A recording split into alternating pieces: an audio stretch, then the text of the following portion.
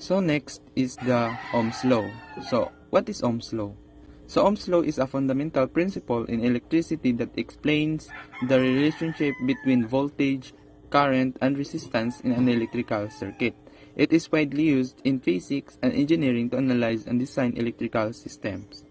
So by stating the Ohm's law, so the current flowing through a conductor is directly proportional to the voltage applied across it, provided the temperature remains constant.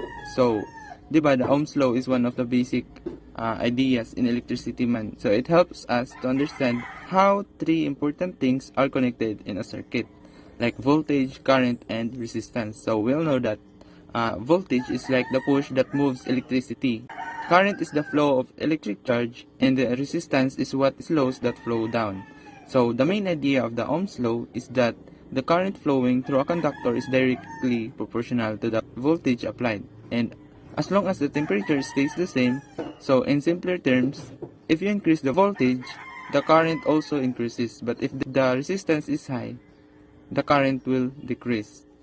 So like for example, in our class na atay battery na full charge and light bulb na gamay. So kung ato siyang i-connect nato sa battery, so ang siga sa light bulb is kusog kayo, mag-glow siya og brighter because more current is flowing. Pero kung ato siya pun-an og resistor ngadto sa circuit, ang siga noon nga to sa kon is mohinay na kay the light bulb becomes dimmer since the resistor limits the flow of the current. So Ohm's law shows us how voltage, current, and resistance are related.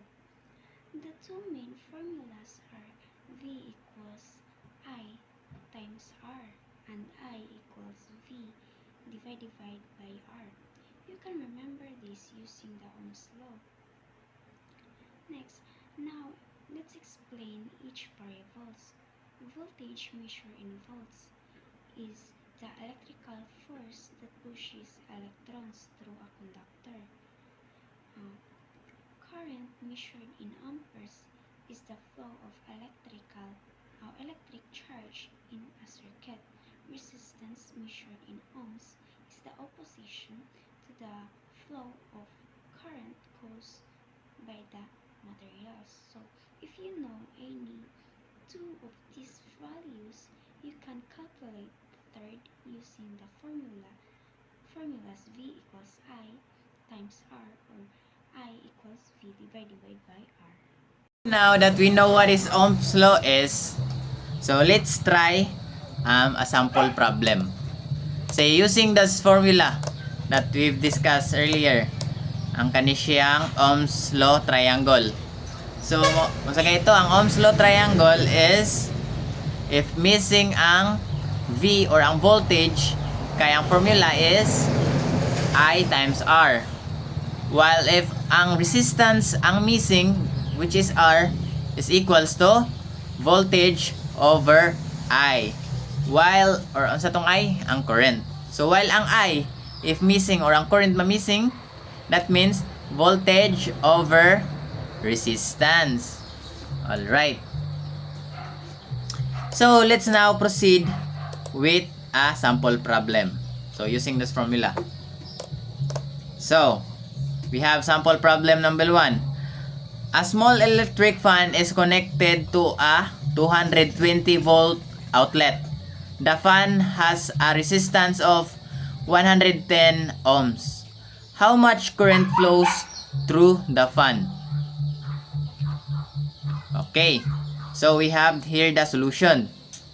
So ang atong ipangita is the I, which is ang current. So we'll utilize the formula V over R.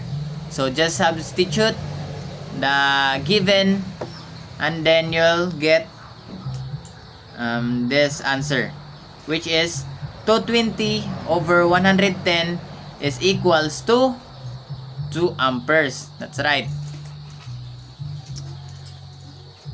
So another one, sample problem. A circuit carries a current of 4 amperes. Unsa man ang amperes? Ang iyahang current. And then through a resistor of 6 ohms. What is the voltage supplied to the circuit? So ang ipangita nato ang voltage or ang push, ang kakusgon sa pressure sa electricity. Though di gani siya ingon na pressure but from analogy or from masayo nato sabtom ang kakusgon sa pag-push sa electric current ang ato ang ipangita. So we'll use the formula V is equals to IR, which is current times resistance. 4 times X 4 times 6 is equals to 24 volts. So mo to ang kakusgon sa volts. So another one. A rice cooker draws a current of 5 amperes from a 220 volts power source. What is the resistance of the rice cooker? So ang resistance na po ang gipangita. So unsa kay itong formula sa resistance? That's right. Resistance is equals to V over I. So just substitute the given ang given and then you'll come up with 220 over 5, which is equals to 44 ohms.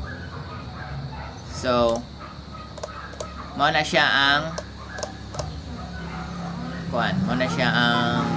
application or ang pag-solve, nga naman ra pag-solve. So very simple ra because mogamit man ta sa triangle nga formula katong if ma-missing tong usa then ang duha ra to, ang duha ka variable mo ra tay mo gamiton.